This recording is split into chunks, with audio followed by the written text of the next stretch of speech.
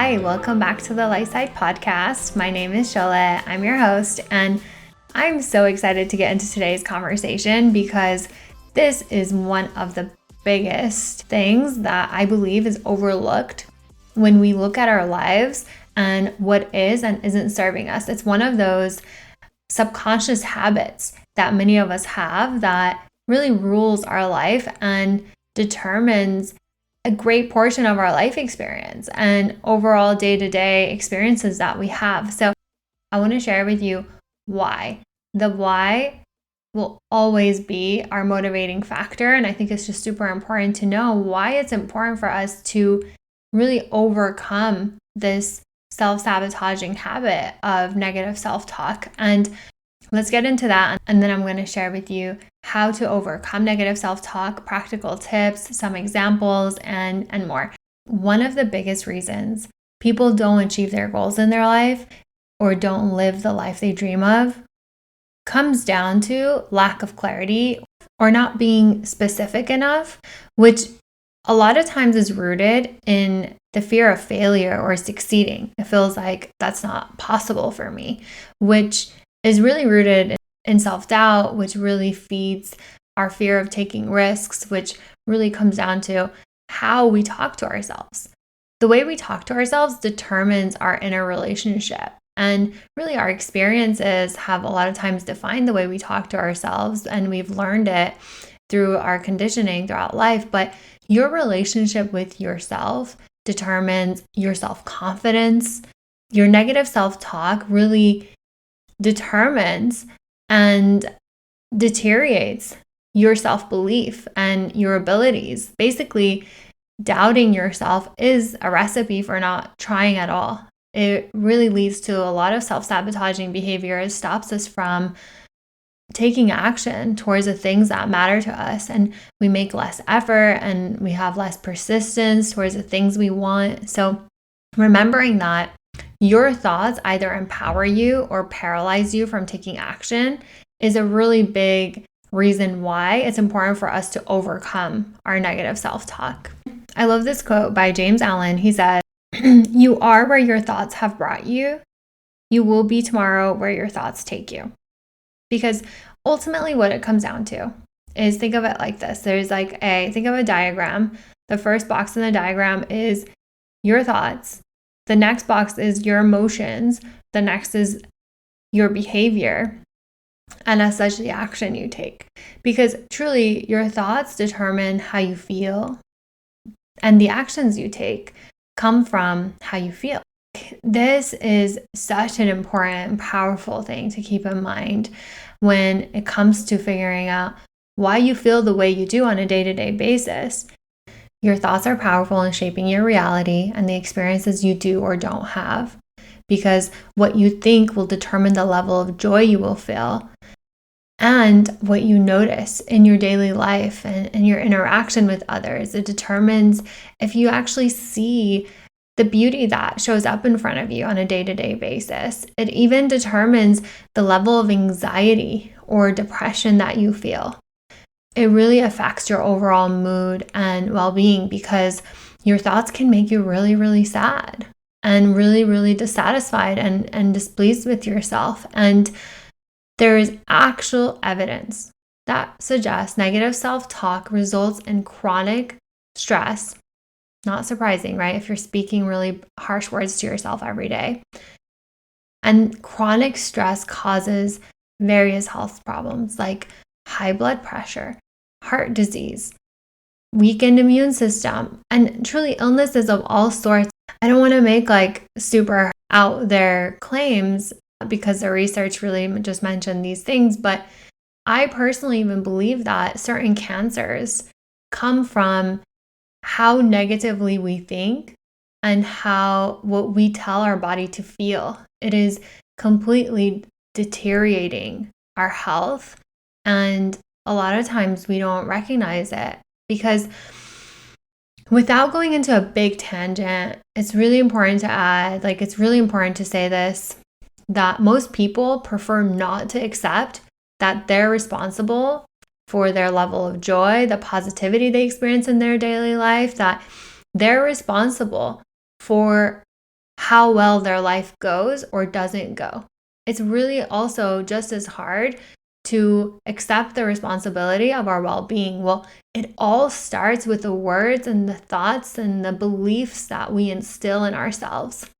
And I can't stress this enough, which is also why I'm surprised I haven't done an episode on this yet. It is so critical, it's so key, it's so pivotal in everything that we do. One of the reasons why we may have really bad negative self-talk, a really negative inner dialogue, is because we don't believe how worthy we truly and innately are. And so I want to share with you a quote from the book Worthy, because it's really super duper important to keep in mind that you can't really have self-confidence without self-worth. And so your inner dialogue can make that very clear to you.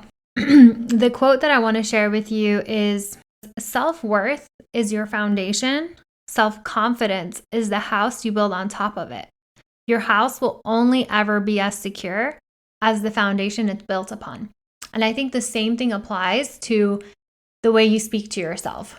So if you don't have a positive inner dialogue, your experiences can only be so positive.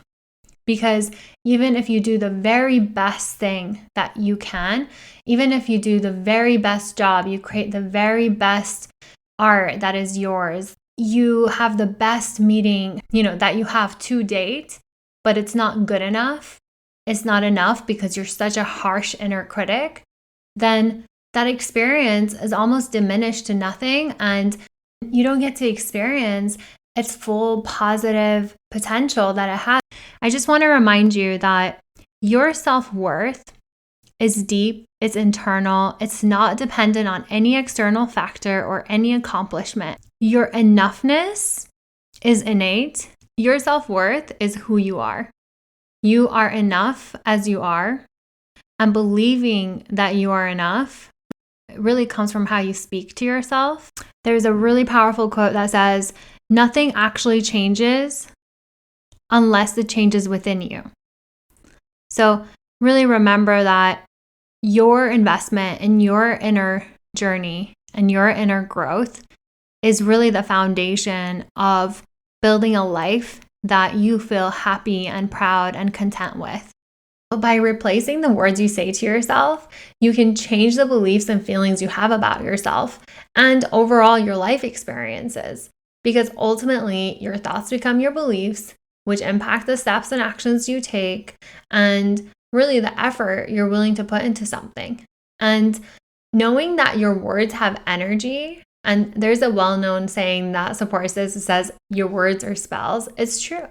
You can choose to have empowering words that fuels your body, that moves you, with empowering words that will actually propel you forward versus discouraging you and paralyzing you from taking action that really not only makes your life a more enjoyable, a more cherished, a more fulfilling one, but also helps you step into your power, step into your destiny, step into your purpose, and walk your authentic truth. So really my purpose with this episode is to, one, I hope I've done an okay job convincing you as to why it's important for you to overcome your negative self-talk, but also empower you in how you can shift out of negative self-talk that is self-sabotaging, that's holding you back, that's keeping you stuck, that's really shaping the way your life is. It's like, a lot of times we wonder, why does it feel like it's a different year, but the same things are happening over and over again? You might feel like you're stuck in a pattern. You may feel like you're literally reliving the same year. It's just you're a year older, or it's the same experience, a different face, different person. All of this really comes down to how you speak to yourself, the words you say to yourself, the words you believe about yourself. And so, one of the reasons why positive affirmations are known to be such a key tool in overcoming negative self-talk is, as you repeat affirmations, as you instill belief in the words that you say to yourself, you're building new neural pathways. And it's so important to energize those beliefs, those words with feelings that you believe in what you're saying, to really fuel yourself with positivity, which, by the way, is ultimately returning back to your true, authentic self. That's why negative feelings don't feel good. Negative feelings feel bad to us. They make us feel bad because deep in our core, we know that they're not true. And so that's our indication that we're off track, is when we believe these thoughts that aren't true. They don't sit with us because at their core, they don't align with the truth of our being. And that's why our feelings can be our strongest indicators and really like guideposts. Because when things don't feel good to us, when things don't feel good to our core, we feel down, we feel anxious, we feel sick, is because we are believing something that doesn't align with the truth of our being, that doesn't align with the truth of who we are. It's the way our inner knowing, our inner intelligence, our inner wisdom speaks to us, is through these emotions. Okay, so let's get into the how to overcome negative self-talk. The key here is similar to any other changes you ever make in life, which is awareness. Having awareness that something needs to change is always the first step. And so paying attention to what you're thinking and saying to yourself is key. And so I think the biggest challenge is that a lot of times negative self-talk is on autopilot. It's automatic.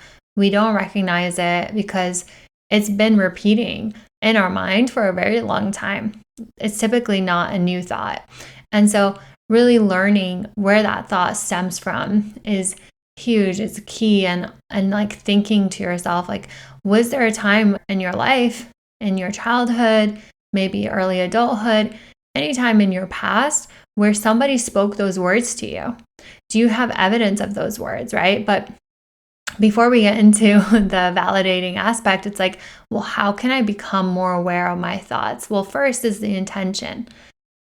The intention will allow you to become more aware, like setting the intention that, okay, I'm going to pay attention to my thoughts now. I'm going to pay attention to my inner dialogue. I'm going to pay attention to the words I'm speaking to yourself. And what I'm about to suggest may sound bizarre, and I get it, but I promise there's absolutely nothing wrong with this. But speak out the words that you say to yourself out loud. Speak out what you're thinking out loud. And this will help you get into the habit of becoming aware, to notice the thoughts and words you say to yourself. Awareness is truly a muscle that you build. Once you start practicing it, it becomes easier. The muscle gets stronger and you become a lot more self-aware. And just, again, I want to emphasize self-awareness is the foundation. It's really, really key and critical. And so my number one tip on improving your awareness is by meditating and practicing mindfulness. That is something that I'm sure you have heard before too. Like, think about it. What happens when you try to meditate? If you've meditated before, you know that once you sit down to meditate, the first thing that happens is thoughts start flooding into your mind. And that becomes the biggest challenge to meditating. You're like, okay, I wanted to quiet my mind, and now everything and anything is just rushing in. And that's not necessarily a bad thing, because it's making you aware of what's coming in your mind. You want to make note of it and allow it to pass. Like, you want to think about your thoughts like passing clouds, like leaves dropping. Like, you want to acknowledge it and let it go. If you resist the thoughts, then they persist even more, right? Because now you're thinking about resisting it. And so allowing the thoughts to come really allows you to become aware of your thoughts. And as you try and meditate more and more, you expose yourself to your thought patterns and the thoughts that you have more frequently. And so meditation really allows us the space to gain awareness and to see what is in our thoughts that we want to reframe or reduce the frequency of, right? Like, it's all about progress. There's no need to get hung up on perfecting, overcoming negative self-talk. it takes time. I've been practicing this for a long time, and I still notice when I have negative self-talk pop up. It takes a lot of effort, you guys, right? Like it's not an overnight thing.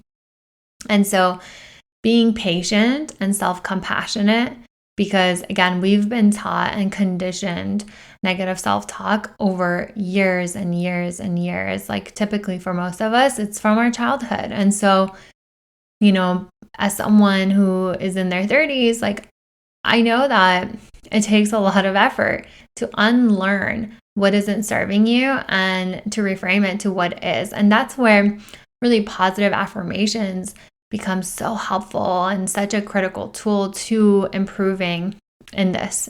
And so the first step being awareness, right? Becoming aware of your thoughts. And then really the second step is recognizing, are my thoughts serving me or are they impacting me in a negative way? Like really be honest with yourself how the thoughts are affecting your life. Are they affecting your life positively or negatively? And then the third step is challenge yourself to answer this question. Are these thoughts facts or are they assumptions?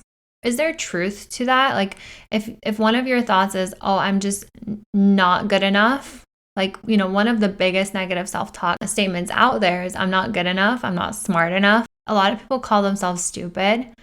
And these are not facts about you. They are not facts about you.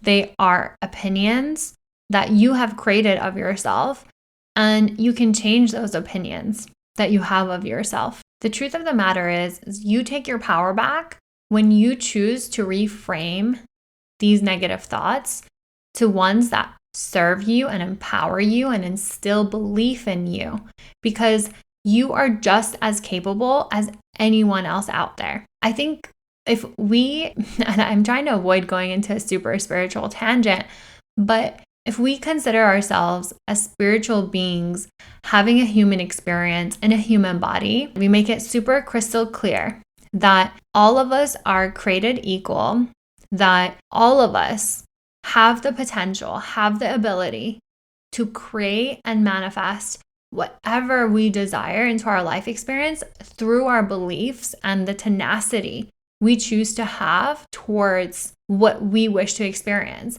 And that tenacity not just comes in action, but in having belief and trust and faith that what you wish, what you want to experience is for you. And so if you want to dive deeper into this, listen to my other episodes. I talk about this quite often because I think that that is really the basis of our success. This what determines how great our life gets to get is your belief in it. And so overcoming negative self-talk is really a part of overcoming negative beliefs.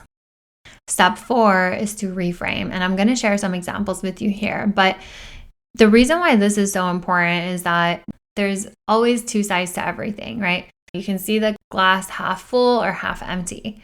And so reframing the situation, they're hard pills to swallow out there, right? Like that is not a foreign concept to anybody. But the way we can choose to view that and reframe that can become our superpower.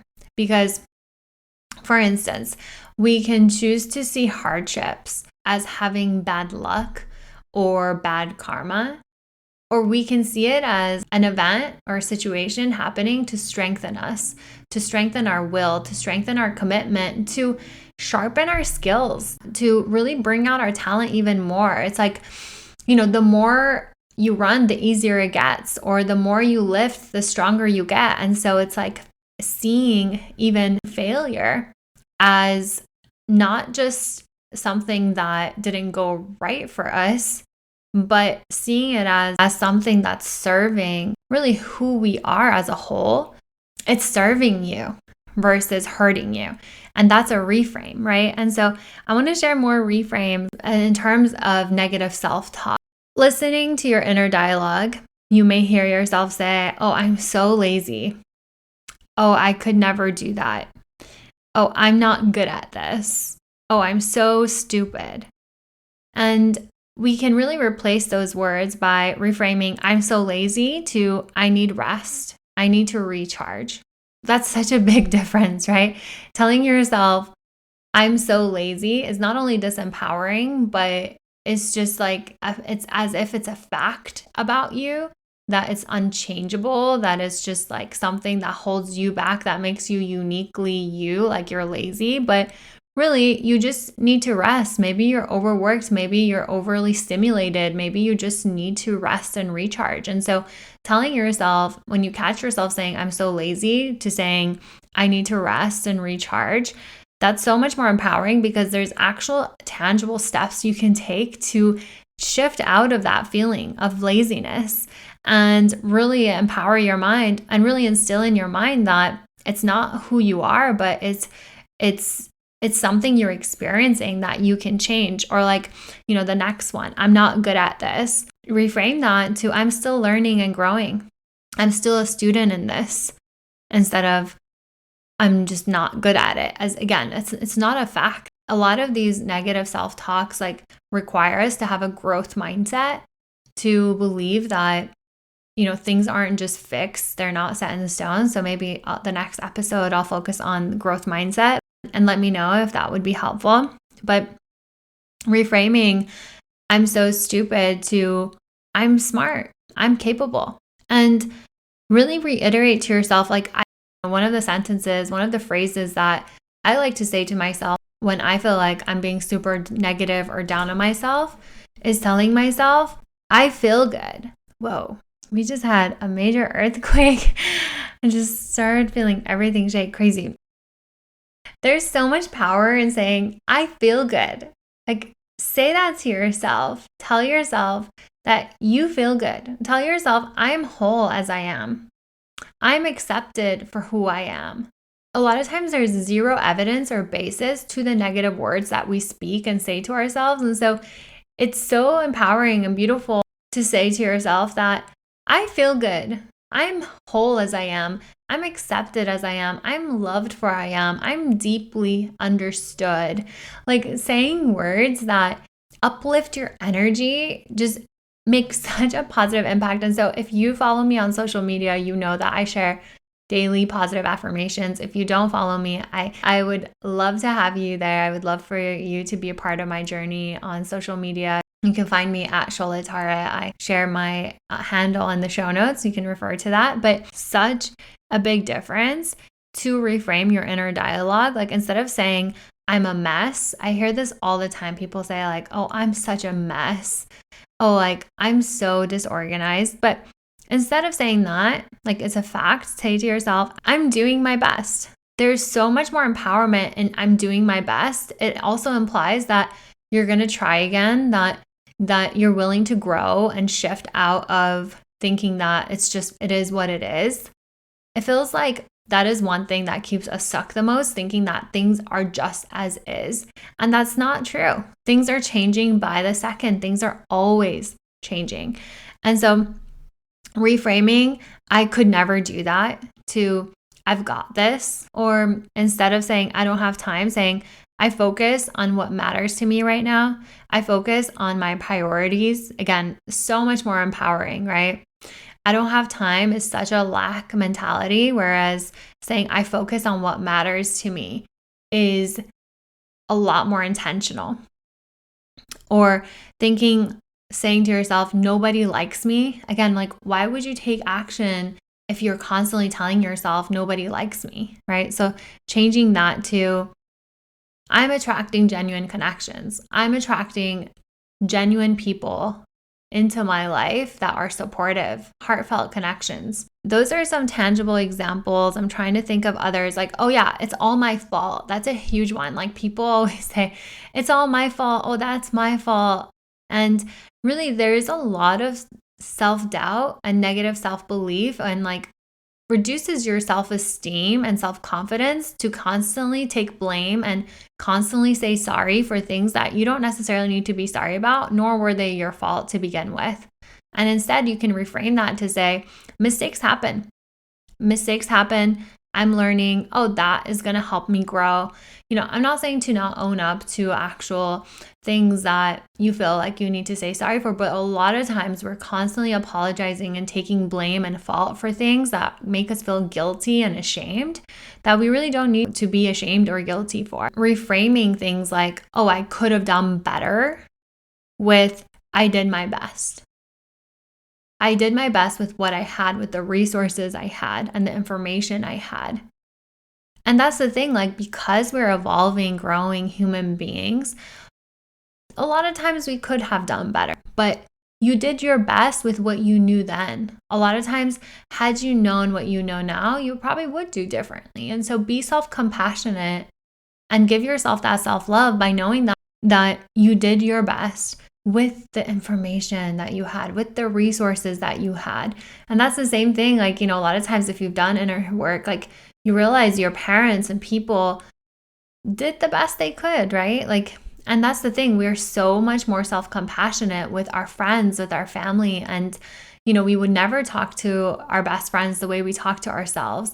We would never talk to our little nieces, nephews, or little ones in our family or elsewhere with the words that we say to ourselves. But truly what happens is if we allow our negative self-talk to run its course for as long as it does, or, for as long as we allow it to, what we end up seeing is that it deteriorates our relationship, because a lot of times the people that hurt others the most are hurt themselves, right? And it's as a result of speaking negatively to ourselves, to themselves. And so if you are super self-critical about yourself, chances are that's going to seep and leak out into your relationships and the people that you love and care about, because, as within, so without.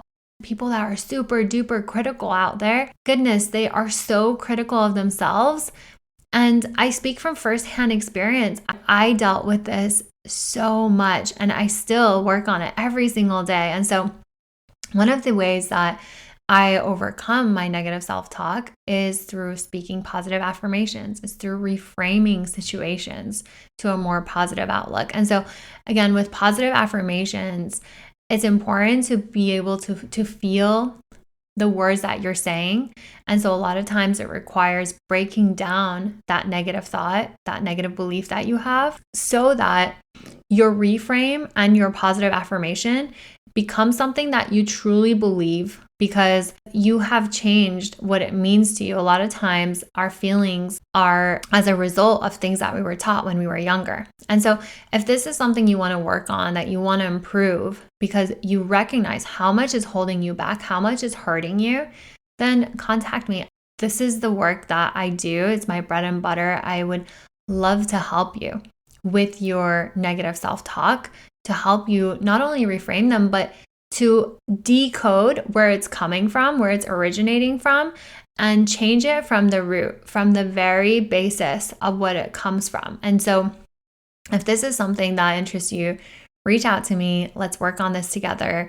I'm so invested in helping you live out your best life, to thrive, to become the best version of yourself through the belief that you have in yourself. Oh, and a super big one that I hear people say all the time is, this is a disaster. Especially in the workplace, like, people are always like, this is a disaster. Oh, I'm a disaster. Like, along with MMS, telling yourself that what you're working on, it's a work in progress. Most things are a work in progress. And so, like, that's why it's so important for us to fall in love with the process and fall in love with the progress and seeing the changes, instead of just wanting to get from point A to Z, because it's literally about B, C, D, E, F, G, like learning to love the process, learning to accept that it's progress, changes how you experience, and as such, the words that you say to yourself, and ultimately how you feel about yourself and the action that you take or don't take. And the last thing that I want to share around overcoming negative self-talk is making gratitude a part of your daily practice. Practicing gratitude reminds you to focus on what is going well for you and what is already in your life that you super appreciate, that you're super thankful for. And again, it can be the very little things like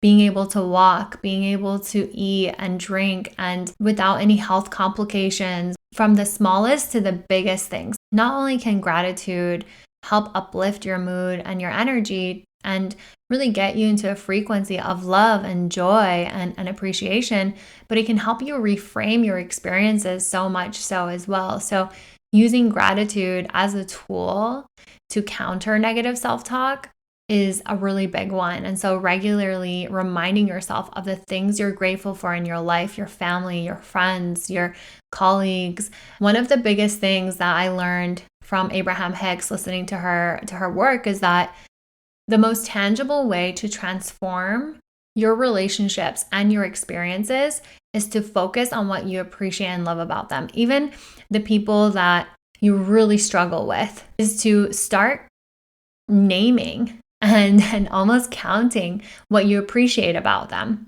Even if it's like one thing or two things or three things, you begin to maybe notice more as you focus on that can transform your experience with them. And again, your life, because everything comes down to how you feel. And a lot of times how you feel is really directed by the words you speak to yourself. And the other tips I wrote down, I've mentioned throughout this conversation, which is being kind and compassionate to yourself, treating yourself with the same kindness you do with your friends, with family, with little ones, pretending like you're speaking to the younger version of you. It might help to have a picture of a 4-year-old you, 5-year-old you on your phone or somewhere nearby that you can look at and really imagine, like, would you say those words to that version of you? Probably not. And so catch yourself in the moment by practicing mindfulness, by practicing meditation. You become more aware of your thoughts and you begin to challenge those thoughts. You can replace those thoughts. You can change the I'm not good enoughs with, I'm capable, I'm deserving, I am whole. Words that serve you, and practice gratitude. Allow yourself to recognize maybe if there are people or music or things that you listen to, that you consume, that fuel your negative self-talk, and notice what you should eliminate so that you have more positive influences in your life. Surround yourself with positivity. Listen to positive affirmations. I've recorded some and I share it on my YouTube channel. I use the ThinkUp app, which is super helpful. You can record yourself speaking positive affirmations and listen to them. I also mentioned working with a coach. I would love to work with you on this. If you are looking for other recommendations or resources, feel free to reach out to me. The other thing I wanted to share is setting intentions for a day is a really great way to overcome negative self-talk, because through setting realistic intentions, you can celebrate them and you can be proud of yourself and you can say words to yourself that you actually believe, and that instills more belief and confidence in you. Something else that can reduce negative self-talk is celebrating your wins, celebrating your successes, the things that are going well, things that you're achieving. Again, like the reason why I suggest setting like doable intentions for a day is because at the end of the day, you can be proud of yourself and you can pat yourself on the back. And it's like, no matter how small it might feel. And by doing that, you can slowly begin to feel better about yourself, about the promises you make to yourself, about your self-confidence, and as such, speak more positively to yourself and really develop a more positive, supportive inner dialogue. Like, my goal here is so that you talk to yourself more kindly, with more supportive, more positive inner dialogue. In closing, I hope that this episode inspires you and motivates you to challenge your negative self-talk and inner dialogue, to speaking words that serve you, to having thoughts that propel you, that move you forward.